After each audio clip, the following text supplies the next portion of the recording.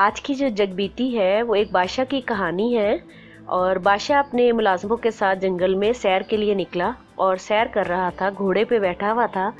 اور جنگل کی سیر کے دوران اس نے ایک دور سے ایک جھگی دیکھی۔ اس جھگی میں ایک درویش جو تھا وہ اللہ کی عبادت میں مشغول تھا۔ تو بادشاہ جو ہے وہاں گھوڑے سے اترا اور اتر کے اس جھگی میں اس درویش کی اجازت لے کے اندر داخل ہوا، اپنے ملازموں کو باہر کھڑا کر دیا۔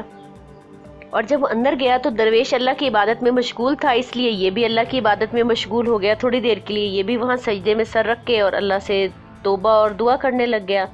جو باہر ملازم تھے ان کو یہ بات بہت ناگوار گزر رہی تھی کہ اتنے بڑا بادشاہ ہے اور ایک جھگی میں جا کے عبادت کر رہا ہے اپنے محل میں عبادت کرنے کے بجائے۔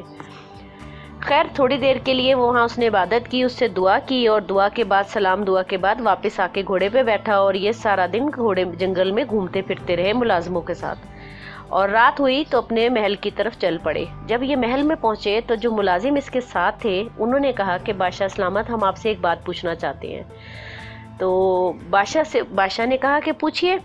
تو انہوں نے کہا کہ ہمیں یہ بات آپ کی بہت اچھی نہیں لگی کہ آپ اتنے ریاستوں کے مالک ہیں، آپ اتنی جاگیر کے مالک ہیں، آپ بادشاہ ہیں، اور آپ ایک کسی فقیر کے ساتھ جا کے اور وہاں سجدہ کر رہے ہیں اور اس سے دعا کا کہہ رہے ہیں، جبکہ وہ ایک بالکل حقیر سا فقیر ہے اور پھٹے پرانے کپڑے، اور جیسا ایک فقیر کا حلیہ ہوتا ہے درویش کا یا بابا جوگیوں کا، تو آپ نے کیوں ایسا کیا؟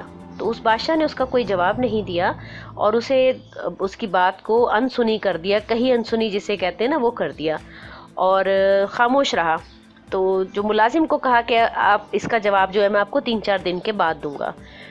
ملازم جو تھا وہ پریشانی کے عالم میں اس کو خدا حافظ کہہ کے چلا گیا۔ اب 3-4 دن اس کے لیے بڑے مشکل گزرے۔ 4 دن کے بعد بادشاہ نے اس کو اپنے پاس بلایا اور اسے کہا کہ میں آپ کے سوال کا جواب دینے کے لیے تیار ہوں، لیکن اس کے جواب کے لیے میری شرط ہے کہ آپ کو وہ ماننی پڑے گی۔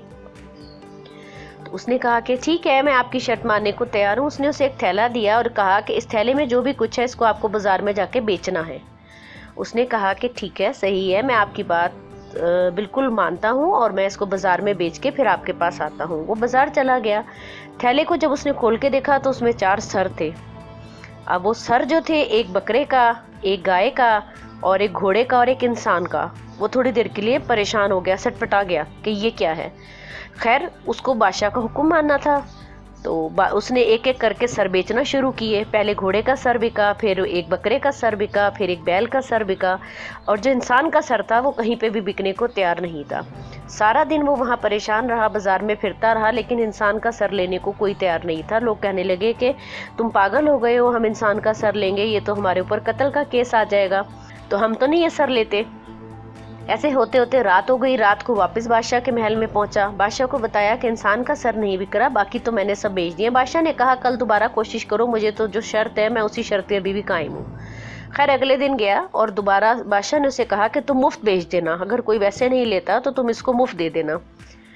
اگلے دن گیا اور لوگوں کی منت سماجت کرتا رہا، وہاں پہ کوئی بھی وہ مفت بھی لینے کو تیار نہیں تھا۔ خیر ایک آدمی نے اس کی حامی بھری اور وہ مفت میں اس نے اس انسان کا سر رکھ لیا۔ یہ خوشی خوشی دوڑا ہوا واپس بادشاہ کے محل میں آیا اور بادشاہ کو بتایا کہ میں جو ہوں وہ ساری چیزیں جو آپ نے مجھے کہی تھی میں بیچ کر آ گیا ہوں، اب مجھے میرے سوال کا جواب دیجیے۔ بادشاہ نے اسے کہا کہ جو انسان کا سر ہے، جو چیز کسی کے کام کی نہیں، آپ نے دیکھا کہ آپ ساری چیزیں جب بیچنے کے لیے گئے تو وہ بک گئی، اور جو چیز کسی کے کام کی نہیں اس کو میں نے اگر کسی غریب کے گھر میں سجدے کی حالت میں اللہ کے آگے رکھ دیا تو اس میں کون سی بڑی بات ہو گئی، چاہے میں اسے محل میں عبادت کروں یا کسی جھونپڑی میں جا کے عبادت کروں۔ کیونکہ جو پرندے آسمان میں اڑتے ہیں ان کو بھی پتہ ہوتا ہے کہ پرندوں کو جو اتنی اونچی اڑان بھرنے کے بعد بھی بیٹھنا زمین پر ہی جا کر ہوتا ہے۔